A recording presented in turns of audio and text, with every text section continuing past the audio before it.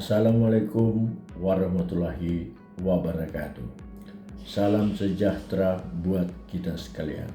Om Swastiastu, Namo Buddhaya, salam kebajikan.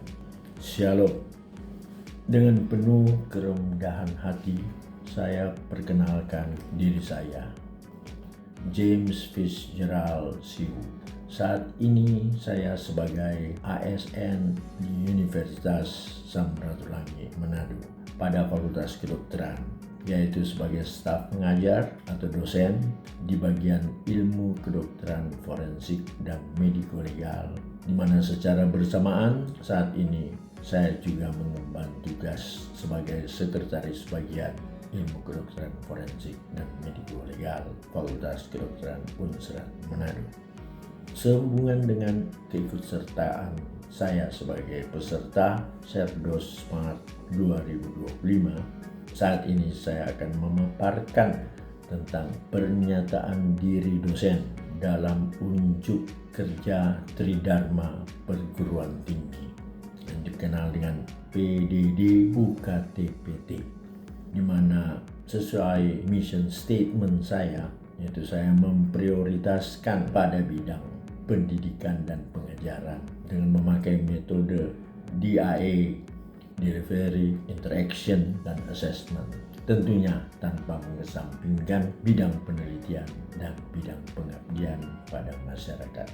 Metode DIA saya percaya adalah metode yang sangat baik dalam pembelajaran di perguruan tinggi, secara khusus di Fakultas Kedokteran, dan tentunya lebih khusus lagi di bagian ilmu kedokteran forensik dan mediko-legal Fakultas Kedokteran Unsrat Manado.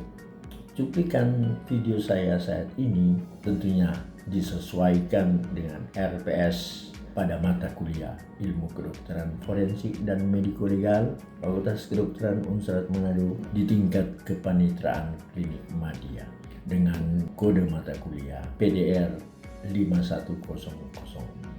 Adapun materi pembelajaran yang saya videokan adalah pembuatan visum e repertum dan penentuan derajat luka dengan metode DIA, yaitu pembelajaran berupa bimbingan atau kuliah interaktif, mempersilahkan, memberi kesempatan pada mahasiswa untuk memberikan pernyataan, saran, dan pertanyaan.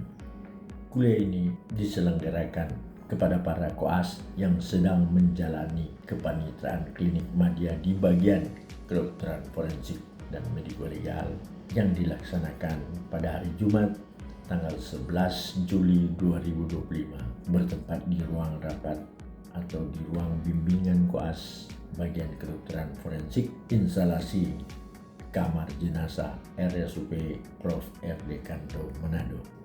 Adapun capaian pembelajaran yang diharapkan adalah mahasiswa mampu secara mandiri melakukan pelayanan kedokteran forensik dan mediko-legal dasar sesuai standar dokter umum. Dengan subcapaian pembelajaran diharapkan mahasiswa mampu menemukan cedera dan dapat mendeskripsikan luka sesuai ilmu traumatologi forensik, serta mampu membuat visum e repertum sesuai kebutuhan aparat penegak hukum. Terima kasih. Oke, selamat siang ya. Baiklah, pada saat ini dokter akan mengupas ya tentang pembuatan visum et repertum dan penentuan derajat luka pada kasus perlukaan. Jadi titik beratnya adalah penentuan derajat luka. Ini adalah harga mati untuk para dokter, ya, untuk para dokter yang tentunya memang betul-betul mau berprofesi sebagai dokter. Ya, kita tahu dokter itu pada saat dia dinobatkan jadi dokter berpraktek serta merta ada dua kegiatan yang harus dilaksanakan, tidak bisa ditolak. Yang pertama tentunya kita mengobati atau memeriksa pasien. Tapi yang kedua kita harus memberikan jawaban ya apabila diminta untuk bersaksi. Ya, ada dua peran ganda ya, peran ganda. Ya. Satu mata koin dia itu. Jadi selalu terbawa-bawa. Ya. Oke, slide.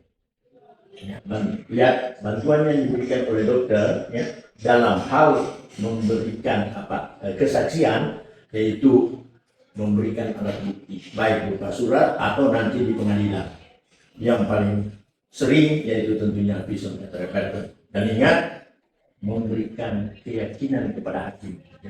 Visum et repertum yang dibuat ya memang betul-betul memberikan keyakinan pada hakim sehingga ia akan memutuskan satu perkara dengan benar. Ya, slide. Oke, ya, slide. Nah, tentunya berkaitan dengan tindak pidana pada tubuh dan nyawa manusia, ya mereka ya para konsumen visum et repertum ya, mulai dari penyidik, kejaksaan, ya, penuntut umum dan hakim tentunya akan memilih dokter sebagai ahli pada tubuh manusia. Jadi mereka akan minta tolong pada seorang dokter, tidak mungkin ke disiplin ilmu lain. Ya, ini tertera pada pasal 133 KUHP. Nah, untuk kasus perlukaan, itu paling sering itu trauma mekanik, ya, kekerasan mekanik. Ada apa sih itu? Kekerasan mekanik. Tajam, nah, tumpul, satu lagi senjata api, nah, dan yang didominasi oleh tajam dan tumpul. Nah, itu yang paling sering. Nah, di situ dokter akan menilai parahnya luka dan terutama memberikan kualifikasi luka atau derajat luka. Nah, kenapa? Ya, kenapa penentuan derajat luka pada korban hidup itu harga mati? Karena Anda internship di puskesmas baru, dekat sekali dengan center kedokteran forensik di Malalaya, tetap tidak bisa dirujuk, mesti bikin harga mati. Untuk penentuan derajat luka, dokter umum mesti tahu. Bagi dokter itu adalah syarat lewat penyebar bias. Oke, next. Nah, penting sekali ya. Penting sekali ini visum et repertum. Jadi kita buat visum et repertum enggak mubazir. Karena di sistem hukum Indonesia hakim baru boleh menyatakan bahwa terdakwa salah, dia baru bisa bilang ini guilty apabila ada dua alat bukti yang sah. Coba lihat alat bukti yang sah.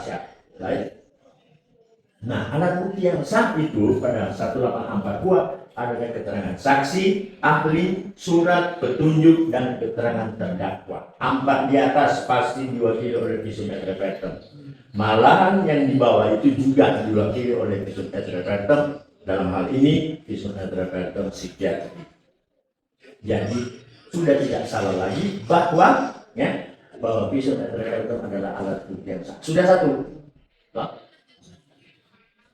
alat bukti yang tak, tinggal satu lagi perkara tuntas. Kemudian apa lagi yang menarik? Slide. Jadi nanti dokter akan menentukan derajat luka. Jadi kalau ada satu luka, penyidik, kejaksaan, hakim akan bingung mau diterapkan penuntutan pasal berapa ini. Makanya dokter bikin derajat luka. Nah, berdasarkan derajat luka yang dibuat oleh dokter, maka ini penyidik bilang, oh pasal 352 ini penganiayaan ringan. Sampai di jaksa, oh kita tuntut dengan 3 bulan penjara. Sampai di atas pada persidangan diketok palu 3 bulan penjara. Jadi secara tidak langsung, bukan tidak langsung, malah secara langsung, DPG benang merah tidak terputuskan bahwa dokter bertanggung jawab tentang vonis seseorang. Gara-gara dokter bilang ini derajat 1, maka dia dijatuhkan hukuman 3 bulan. Gara-gara dokter menentukan ini derajat 2, dia diponis dengan 2 tahun 8 bulan. Ya, baik. Nah, jadi dokter harus sadar bahwa visum et repertum yang dibuat sangat menentukan vonis. Oke? Nggak bisa salah, harus sempurna. Karena ini berkaitan dengan orang ketiga. Coba slide. Coba lihat sanksi penganiayaan ringan. Orang masih pakai ini KUHP yang lama, karena yang baru itu dia masih sosialisasi sampai tahun depan. Ya. Tapi pada prinsipnya dokter baca undang-undang yang baru sama dengan undang-undang yang lama. Ya. Kecuali mungkin tuntutannya beda-beda sedikit. Lihat penganiayaan ringan berapa? 3 bulan. Kalau penganiayaan 2 tahun 8 bulan atau penganiayaan sedang. Bayangkan kalau dia sebenarnya melakukan penganiayaan ringan, terus dokter itu dia derajat 2. 2 tahun DP beda berapa? 2 tahun 5 bulan. Itu orang pepapa.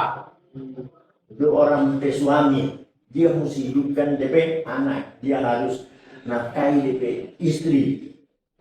Sebenarnya dia mesti 3 bulan penjara, gara-gara dokter salah bikin derajat luka, dia dijatuhi 2 tahun 8 bulan. Ingat, yang lebih menarik lagi, kalau dokter salah bikin derajat luka, tidak ada yang tahu. Tapi Tuhan tahu. Tuhan mau bilang apa?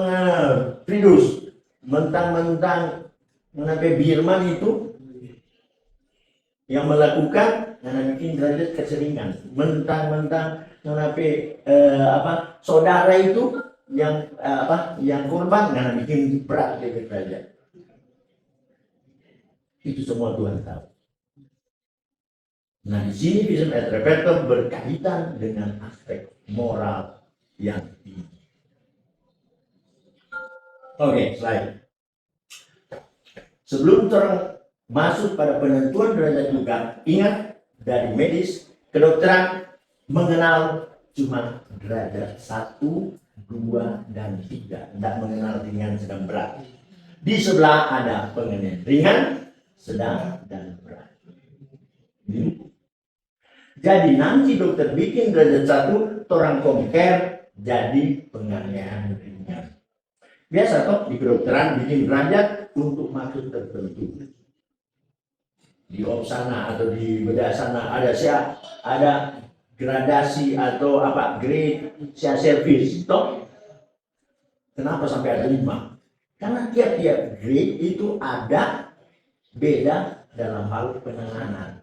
Demikian juga di kedokteran forensik bikin derajat 1, 2, 3 karena ada 3 jenis penganiayaan. Kalau ada penganiayaan ringan sekali, mungkin orang derajat ada 4.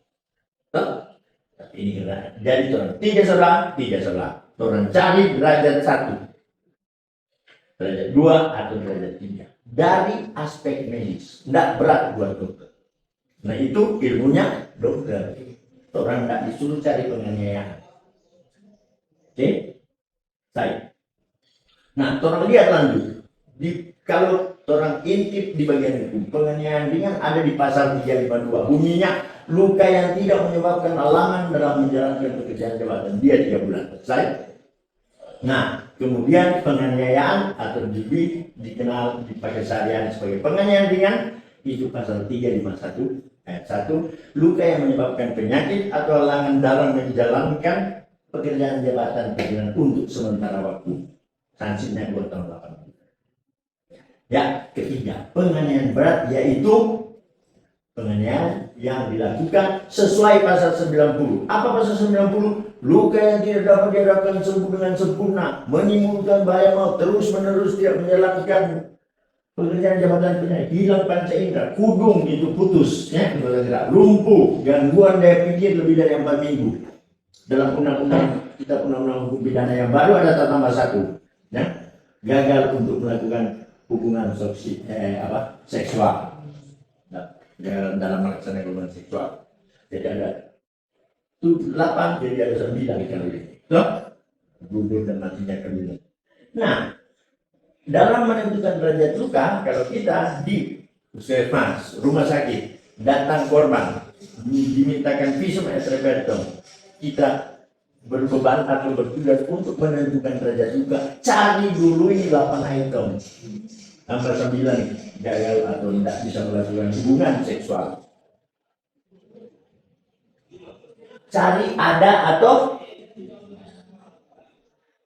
kalau ada langsung derajat 3. Nah gitu. Ya?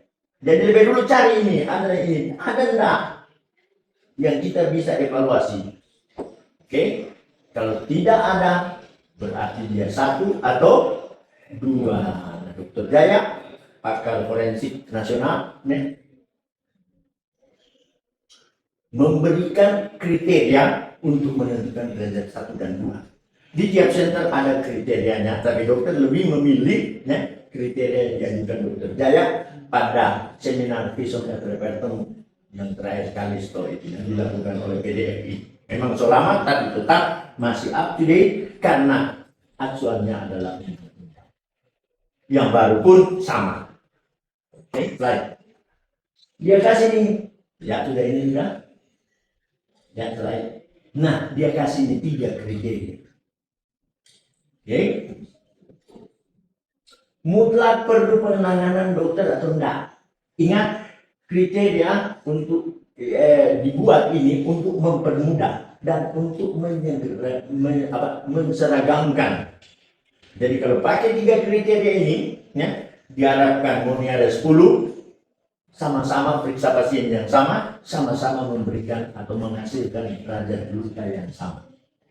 Ada kriteria dari center lain menyatakan bahwa kalau indikasi masuk rumah sakit, dia derajat 2. Apa indikasi masuk rumah sakit? Masih bisa dibuat-buat. Memang, ya, dalam hal penentuan derajat luka, ya, itu adalah hal yang subjektif. Karena dia masuk di kesimpulan. Jadi derajat luka itu masuk dalam kesimpulan. Yang objektif itu pemeriksaan. Jadi mutlak perlu penanganan dokter. Ya, kalau mutlak perlu penanganan dokter, masih subjektif toh. Bagaimana itu mutlak? Mesti ada satu tools yang bikin dia jadi objektif. Apa? Ini luka di hacking atau enggak? Dijahit atau enggak? Kalau dijahit, masuk ini kriteria.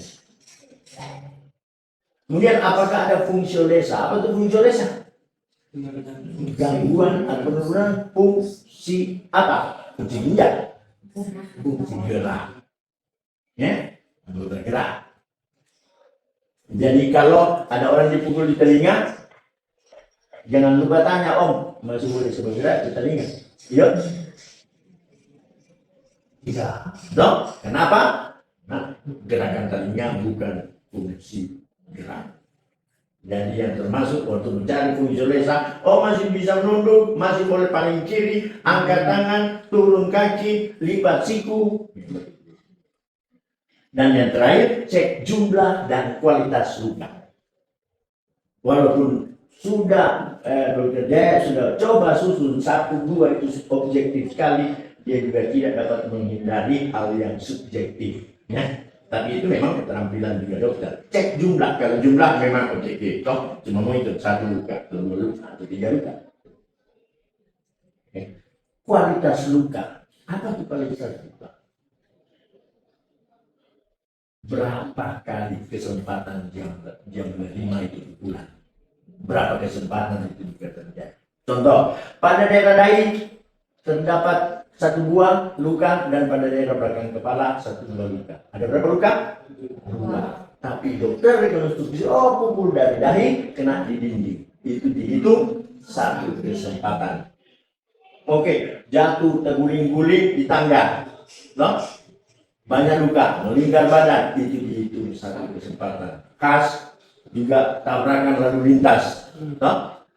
Pulang banyak luka 1 kesempatan. Yang kira-kira lebih dari 1 kesempatan, hebat. Pukul 1 sini, pukul 1 sini. Oke, dan bagaimana untuk memakai kriteria tersebut? Oke, baik.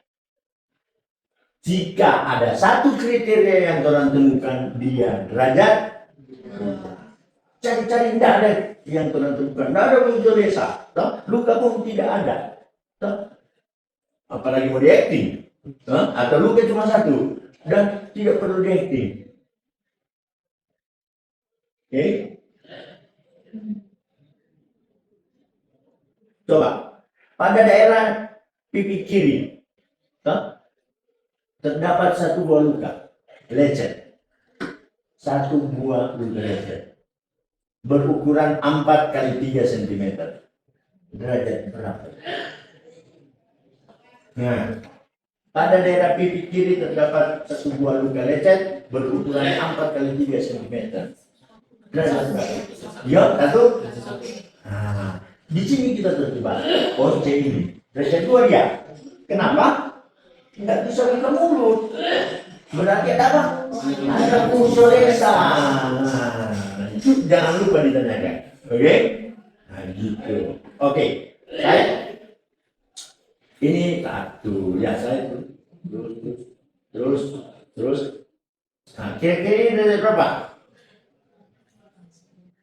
Luka apa ini kira-kira? Luka terang beras. Dong. Luka jerat. 5 menit mati. Tuh fase asija. Jadi ada situ ada apa? Mengancam nyawa. Derajat berapa? Ya, gitu. Oke, slide. Nah, sekarang dokter sudah dapat derajat 1, derajat 2, derajat 3. Oke, ya. Dokter sudah dapat derajat 1, derajat 2, derajat 3.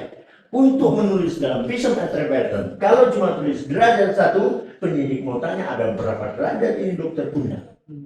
Nah, di sini ya tugas dokter bukan mau intervensi tapi memberikan sign. Jangan bilang derajat 1 karena ini adalah penganiayaan ringan. Nah, tapi cuma tulis ini derajat 1 karena kekerasan tersebut tidak menyebabkan penyakit atau halangan dalam menjalankan pekerjaan. Oke? Nah, polisi yang baru selesai sekolah pun bahkan awam tahu ini penganiayaan ringan. Dokter sudah dapat derajat 2, tulisnya di visum bagaimana? Ke slide. Nah, kekerasan tersebut telah menyebabkan penyakit atau halangan menjalankan. Itu kan kata-kata di 351 ayat 1. Jadi mereka tahu, oh ini penganiayaan atau penganiayaan. Untuk derajat 3, langsung tulis. Ini adalah luka derajat 3 karena telah terjadi keguguran pada korban. Ada toh di pasal 90. Oh, ada pertanyaan kira-kira? Ya. Izin bertanya, kalau misalnya ada kasus seseorang datang, dia datang karena mengaku dipukul, padahal tidak. Nah, terus dia minta buat visum et repertum. Terus setelah dilakukan pemeriksaan, ternyata tidak ada tanda-tanda kekerasan. Bagaimana dokter menentukan derajat misalnya berdasarkan kasusnya? Nah, pertanyaan bagus sekali dan sering terjadi. Tidak ditemukan tanda-tanda kekerasan. Kira-kira ada teman duluan. Kira-kira untuk siapa atau bagaimana?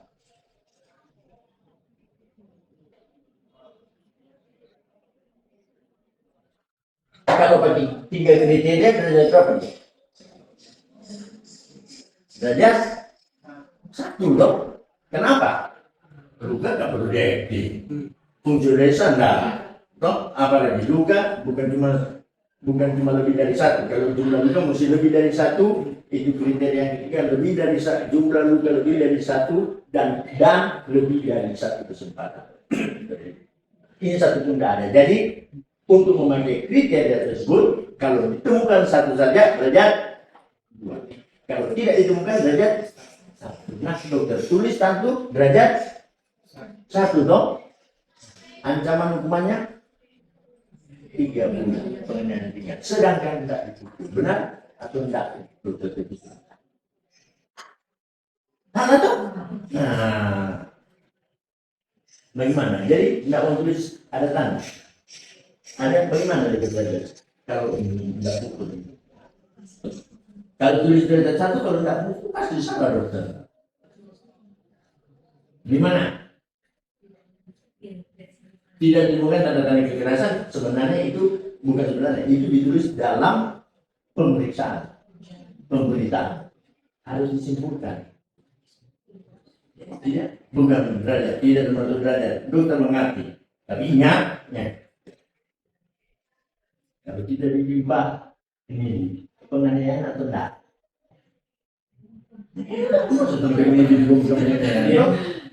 Ada tanda enggak? Ada. Derajat berapa itu? Nah sekarang untuk kasus yang tidak dapat tanda, kesimpulannya untuk derajat berapa itu harus dimodifikasi DP narasi.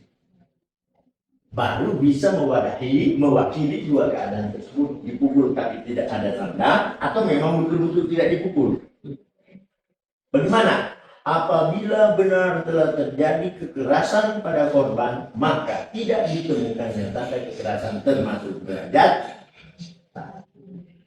Baru itu orang bervisum dapat mewadahi dua keadaan itu. Tidak perlu mengganti-ganti visum. Malu dia mengganti-ganti visum. Oke, ada lagi? Ya.